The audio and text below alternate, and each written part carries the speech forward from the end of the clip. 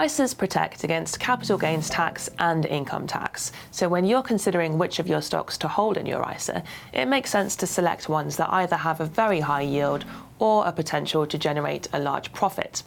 I'm going to talk about 3 buy and hold stocks which we expect to outperform over the next decade. The first is Xylem, which is a leading water technology company producing filters and pumps and also tools for analysing water supplies.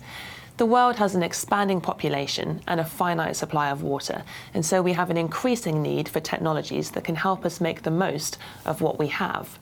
In the West, there is need to reduce wastage from leaking water pipes, with the US losing over 13% of its water supply and the UK almost a quarter.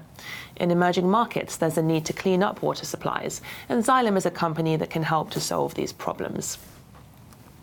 The next stock is Tencent, which is listed in Hong Kong and is one of our preferred Chinese companies.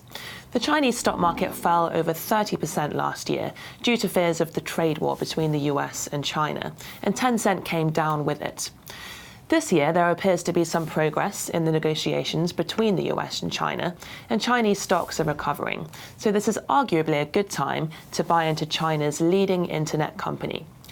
Tencent is a major player in online payments. It's the biggest gaming company in the world, and its messaging platform has over 1 billion users.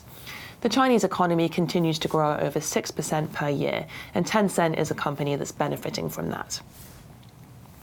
The final stock is Abbott Laboratories, which in our view is exposed to some of the most attractive areas of the healthcare sector: diagnostics, nutrition, and medical devices. The healthcare sector is increasingly focusing on prevention rather than cure. If a doctor can diagnose an issue early and help a patient to manage it with the right nutrition and perhaps a monitoring device, that patient is less likely to need lots of expensive drugs and less likely to end up in hospital, which is incredibly expensive. Diabetes is a good example. If a patient has a device that helps them to monitor their own insulin, they'll be much better able to manage their own condition.